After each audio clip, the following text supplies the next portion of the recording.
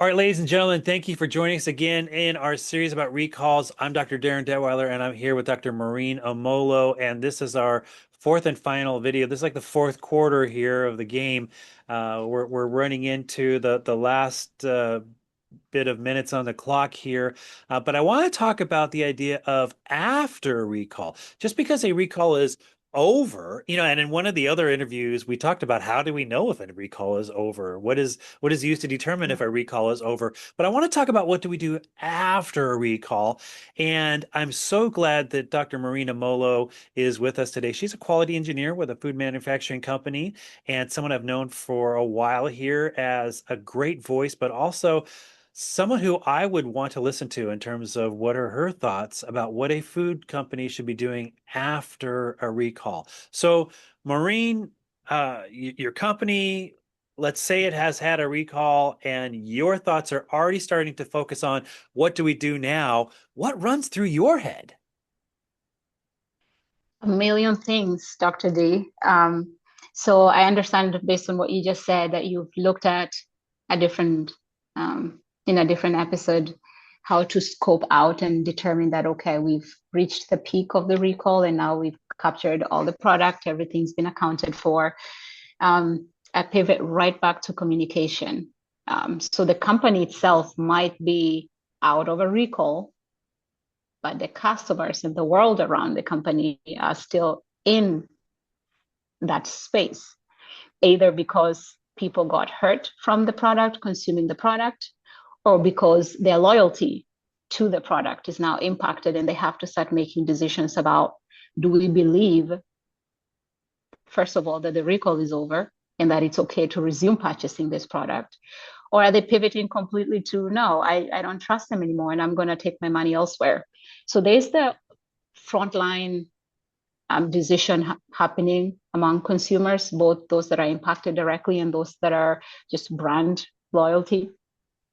But there's also the team itself. So you as a company, you've lived through a recall. Multiple decisions have been made. People's egos have been hurt. People's emotions have been traumatized just through what you need to do on a day-to-day basis to get through this period. And now the dust hasn't quite settled yet, but things are beginning to return to what normal looks like. So I think that is a perfect time to capture the team and articulate the impact of a recall beyond just business impact, because people, it's fresh on their minds. They're living the experience. They're still riding the high, so to speak. Instead of wasting that moment, using it as a moment for the company to reiterate the value of food safety and quality for them as a business value. I think it's the right time to do that. It's also a really good time to start doing a root cause analysis to understand what went wrong. When people still have the data, the teams are still on site, people that travel from far and wide are now available to have conversations. Business leaders are listening. It's a good time to sit down and debrief and really dig deep into what went wrong. How will we make sure it doesn't go wrong again? It probably will go wrong, but it shouldn't go wrong the same exact way, right? Let's make new mistakes if we have to. And then building the morale of the team. Obviously, if you live through a recall, the team morale is impacted. So building the morale of the team and reassuring the team members about rising up when you fall. There is the human component, the psychosocial impact of living through this experience in terms of how people view themselves as employees, the value of their work, what they contribute in these spaces. And especially when people on the consuming end get impacted, sometimes people die, that really does a number on people's emotions. So being able to, you cannot deny that psychosocial factors impact food safety culture, and just waving through it and assuming everybody will come out the other end okay is not fair. So taking the time to acknowledge those impacts, walk the team through it, and then build, hopefully come out the other end and build stronger and better. And then going full circle. So now you've put in the corrective actions. You've done a lot of work to fix the systems. The consumer doesn't know what you've done. And then there are the regulatory requirements that you have to fulfill, documents you have to sign. But at the end of the day, as a consumer, I have no idea what you've done to make your product any safer.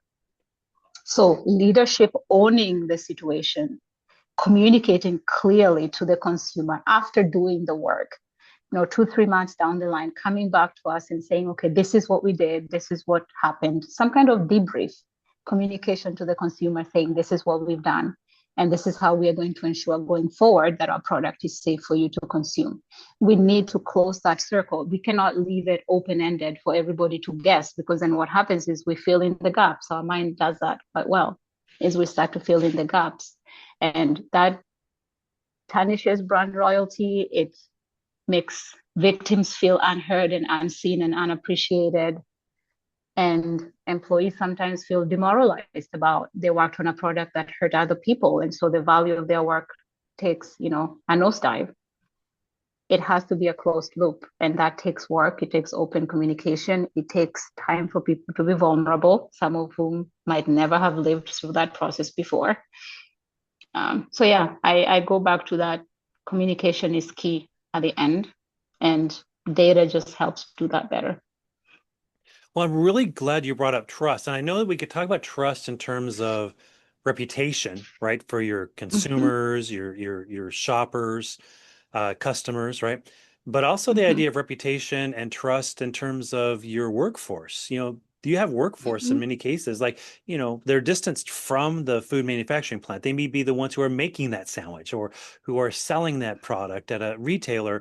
And those mm-hmm, employees too want to make sure that there's a trust in this bigger relationship in terms of the idea that this isn't going to happen over and over again, and that leadership has taken steps to reflect and to inspect and to rethink, and we hear these all the time, whether it is priorities need to change, investments need to change, voices, leadership or advisory boards often change, but also even training and protocols need to be revisited.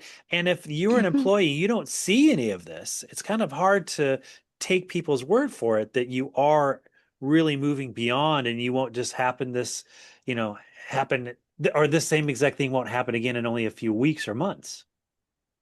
True. And the one thing that we have not brought up yet that I think is critical to say is a recall doesn't necessarily happen because of the manufacturer. Sometimes the reason for the recall, and we have seen that in recent history, the problem is 3 or 4 steps back.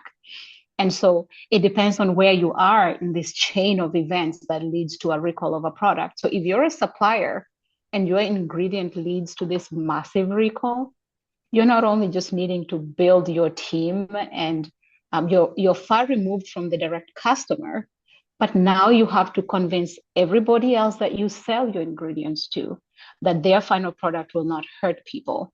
Yeah. And trust there is a big deal, because how can they ever trust you again if this happened and it took 3, 4, 5, 6 months for this to be resolved and Yeah. people got hurt, right? So Well, the specific actions depends on where you are in the chain, but the end result is the same. It needs to be a closed loop of communication.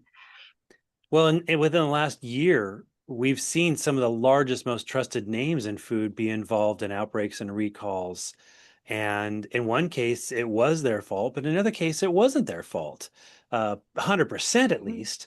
It was the fault of their supplier. But even that company should have been taking more steps to make sure that they had a good relationship and a good validation and certification steps and testing, so that the trust they have with their supplier was not impacted. Because at the end of the day, the consumers that were hurt, they're not going to remember or even perhaps know the name of the company that supplied the ingredients to the fast food restaurant. They're just going to remember that the food restaurant found a vulnerability and allowed it to make its way to people's plate rather than capturing it, catching it, and stopping it on their own. And that in and of itself, that lack of trust that now exists with that company because of that act, even if the problem truly didn't start with them, the trust issue has to stop with them in the face of their customers. So yeah, trust is a very big issue. We put a lot of trust.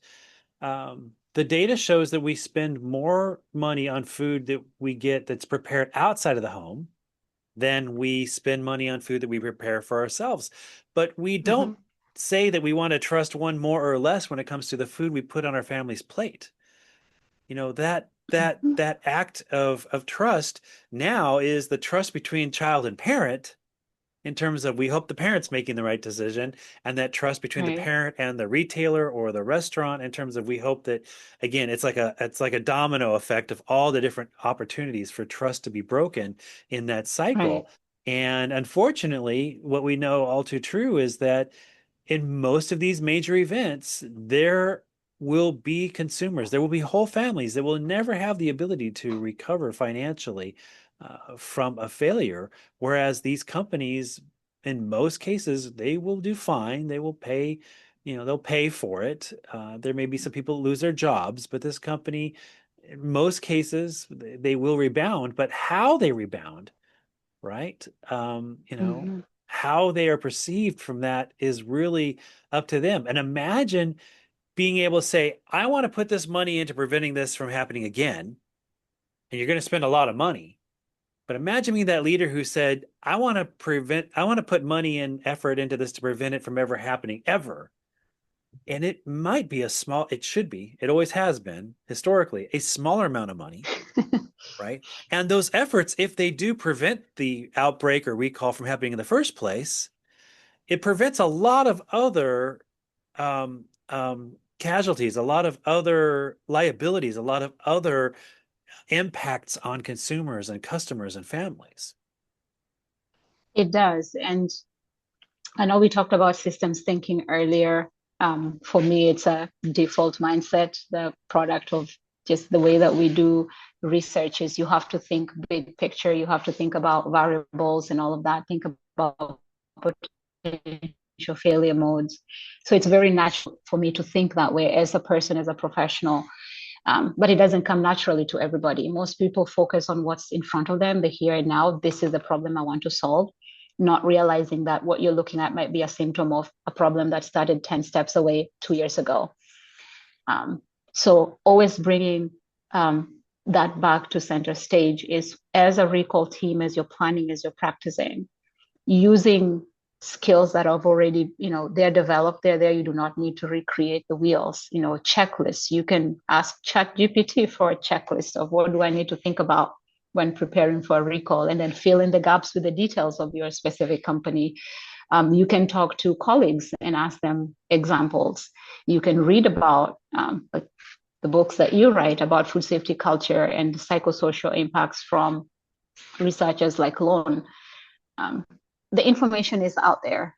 There's no need to reinvent the wheel, and we don't have enough time in the world to do that. But with AI now, we can summarize a lot of that information and have it at our fingertips. It really is just a combination of willpower to do the work and the willingness to then take the steps that you find out lead to safe quality food, right? Because in the industry, we have best practices. We know things that work and we know things that don't work. And then there's the in between. It depends, right? For us, it depends on the food, depends on the time, depends on the temperature, depends on so many different things. But we know things like water activity and temperature and refrigeration. There are specific things that are basics in the industry that we all agree that work. So deciding where to spend the energy, because there is limited amount of it, right? Figure out what people already know and then fill in the blanks that's unique to your process, your environment. But in the eye of the storm, when a recall is going on, realizing that it's not just about surviving, it's about coming out the other end, having control the damage with a key focus on the consumer, right? Yes, businesses might end, but I would think if a business ended and nobody died, it's a better outcome than a business that survived and one person died. I'm not an economist. I Right. love people and I'm in the business of safe food, right? So at the end of the day, it's what's the business value, what's driving the business, and what is it worth to them, right? What is the life of a consumer worth to a company? Great points. Food safety is not a game, but we've made an analogy to baseball and the idea of understanding the rules of the game understanding the roles of not only the roles that you play, but everyone on your team needs to understand their roles. Preparing, training for, the ability to go onto the field or onto the court and play at your best. And during the competition, when you're at bat, making sure you're as prepared as can be, and that you always keep your head in the game no matter what forces or pressures are being pushed on you, making sure that you have that kind of communication and that clarity of focus, that calm focus, because you understand the consequences if you don't perform at your best.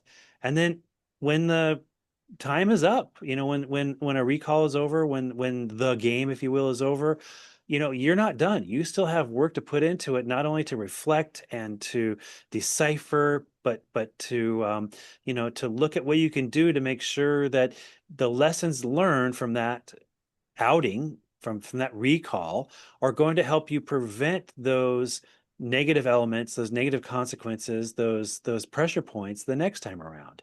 And I would also imagine that, Morrine, if you were to hire someone 3 to 6 months after a recall, that you would probably want to make sure that they got up to speed in terms of those lessons learned, even though they weren't employed by your company then, because you're still probably on that path of, we had this event happen and we want to make sure that we don't find ourselves in that situation again. And you need to learn, just like we did, our lessons from that event 6 months ago.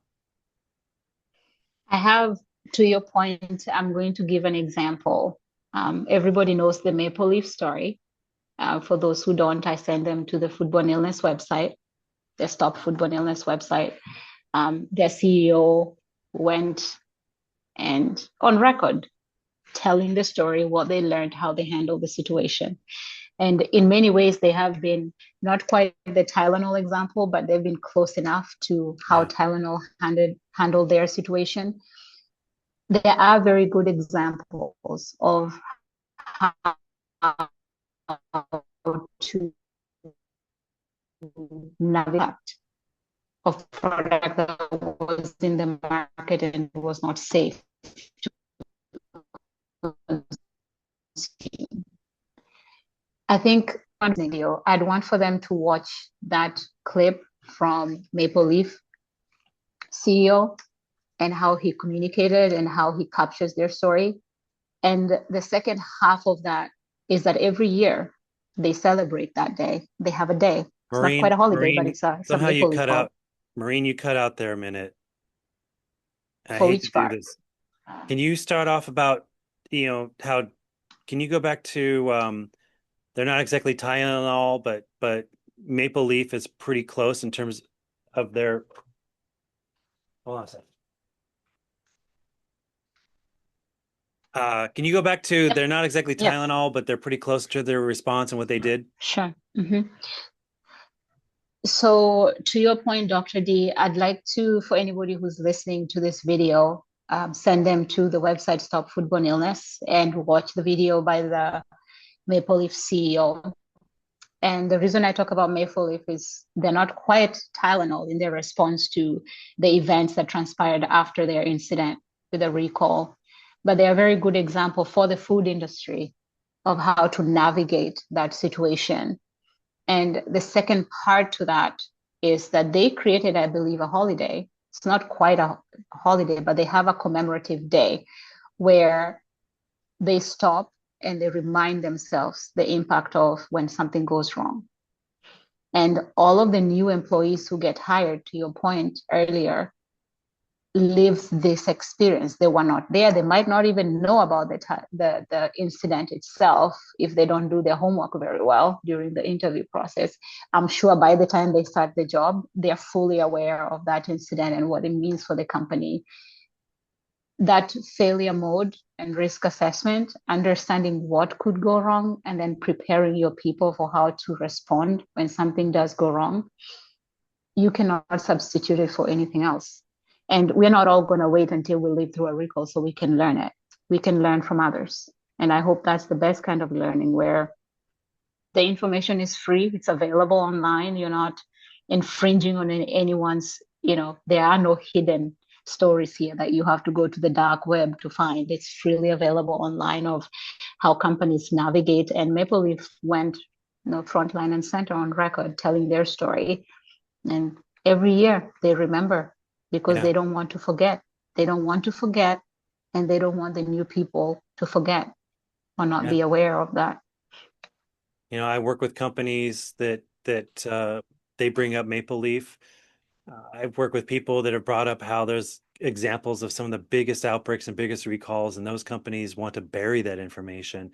Mm. And yet here you have very few companies that they talk about that. They keep that memory alive because it's not about necessarily the need to keep that failure alive as much as it is the idea that that's what's part of their why. That's part of their drive to make sure it doesn't happen again. And they need to understand that. And I think it goes a great I think it makes a great impact in terms of how you understand leadership perspective on that issue when they are very transparent about about what happened and their ownership of that going forward. But anyway, this has been great. I thank you so much. I will put a link to that website you were talking about the maple leaf. And if you're curious about the Tylenol, I'll put a link about the Tylenol as well. And if you don't know what that reference is about, you need to look up what happened to the Tylenol company back in the 1980s and their response, because it was not their fault, but they took ownership of it. And it does still act and serve as an example of when leadership gets it right in the face of an incident, in the face of a recall, and keep not only their eyes on the needs of their customers or their consumers, but how that is in itself keeping an eye on their reputation and the trust that people have on them, on their mission statement, and their brand as a whole. Indeed, Great. indeed. Dr. Morrine Omolo, thank you very much for joining us. And again, I like to think that this was a home run. We knocked it out of the park in terms of this video series. So thank you very, very much. I'm delighted to be here, Dr. D, and I hope we get to do this again sometime. This was I'll good. hold you to it. I'll hold you to it. Great. Thank you very much.